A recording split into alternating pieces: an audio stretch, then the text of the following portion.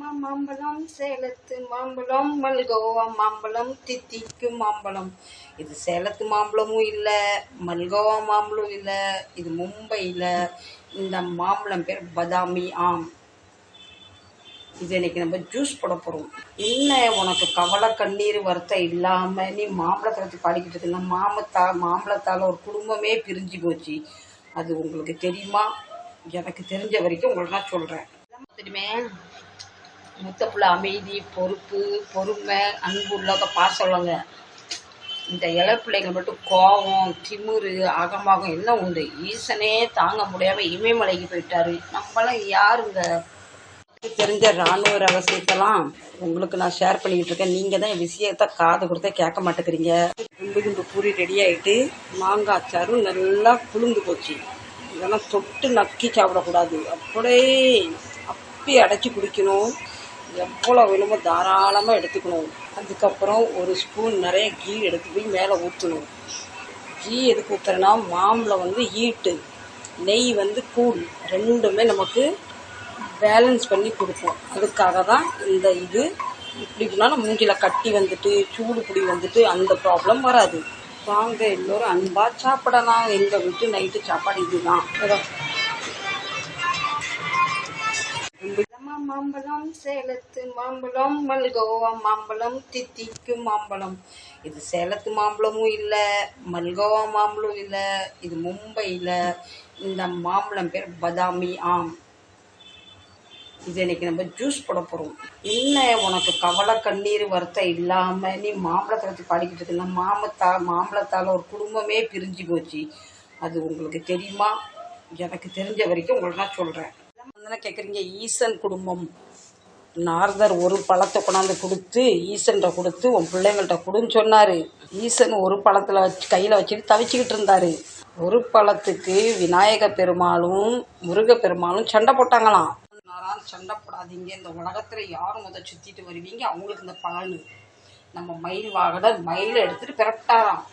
அதுக்கப்புறம் நம்ம இந்த சண்டைக்கு காரணமே ஒரு நாரதர். அது எல்லா குடும்பத்திலும் ஒரு நாரதர் இருக்காரு. அவர் கொண்டு வந்து 2 மாம்பழத்தை கொடுக்கறதுனால ஒரு மாம்பழத்தை கொடுத்து குடும்பத்தையே பிரிச்சுட்டாரு.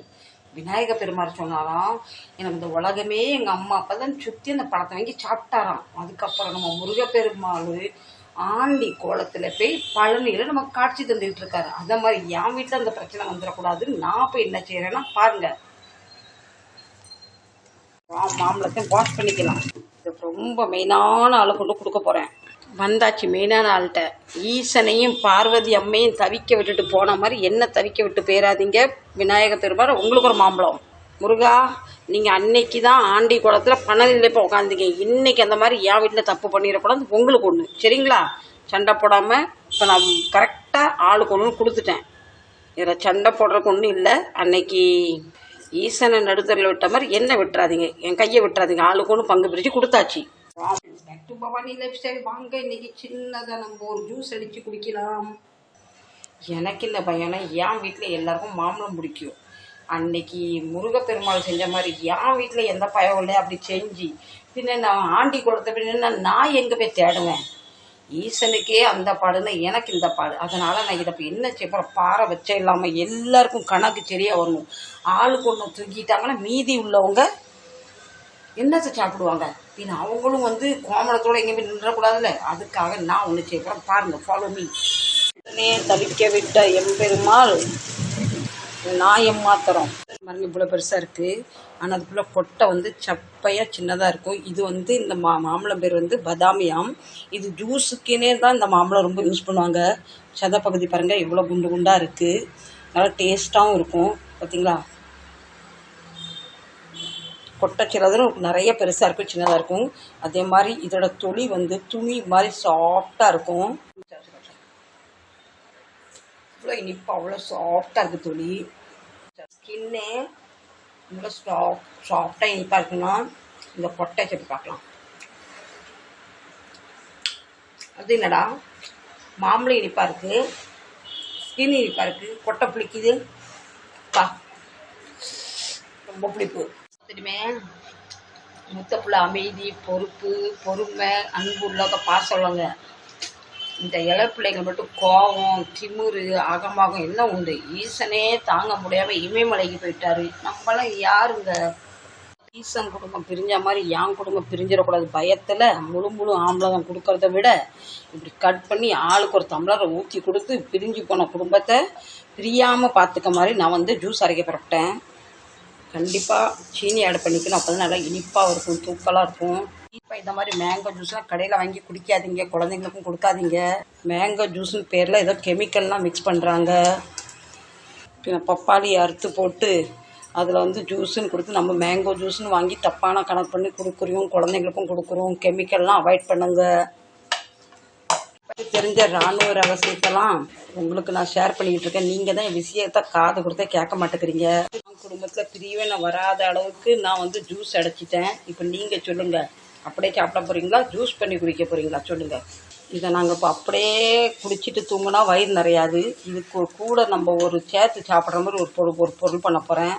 ரொம்ப ரெண்டுமே நல்லாயிருக்கும், பொறுத்து இருந்து பாருங்கள். அரை மணி நேரம் வச்சா நல்லா கூலாயிரும். இப்போ செய்ய போகிற பொருள் ரொம்ப சூடு, இது ரொம்ப கூல். வேறு ஒன்றும் இல்லைங்க, நம்ம குண்டு பூரி தாங்க.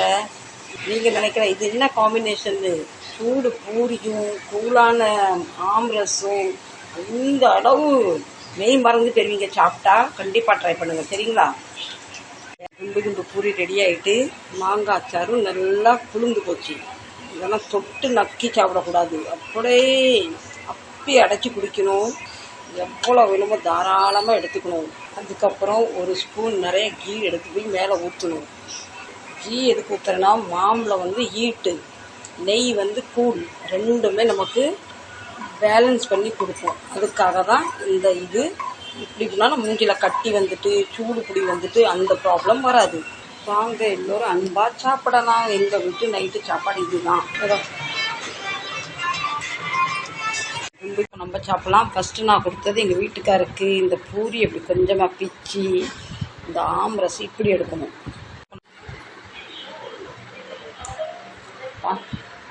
இன்னும் ஒரு டேஸ்ட்டு. உண்மையிலே நான் மெய் மறந்து போனேன். நீங்கள் கண்டிப்பாக அவங்களோட ட்ரை பண்ணுங்கள். இந்த பூரி இப்படி பிச்சுக்கிட்டு கிண்ணம் மாதிரி அதை பண்ணிக்கணும். பண்ணி இப்படி கோரணும். கோரல் வடித்து மூர்தான்.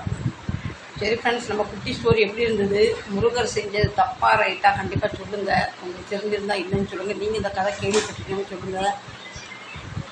முருகர் செஞ்சது தப்பாக ரைட்டான்னு கமெண்ட் பண்ணி நீங்கள் சொல்லுவீங்க கண்டிப்பாக, சரிங்களா. நான் அவங்களோட காத்திருக்கேன். பின்ன நம்ம பூரியும் ஆம்ரஸும் எப்படி இருந்து அதையும் சொல்லுங்கள். உங்கள்கிட்ட ஒரே ஒரு மாம்பழம் இருக்குது, பிள்ளைங்க 2 இருக்காங்கன்னா இந்த மாதிரி ஜூஸ் பண்ணி பாரபட்சம் இல்லாமல் பங்கு பண்ணி சாப்பிடுங்க.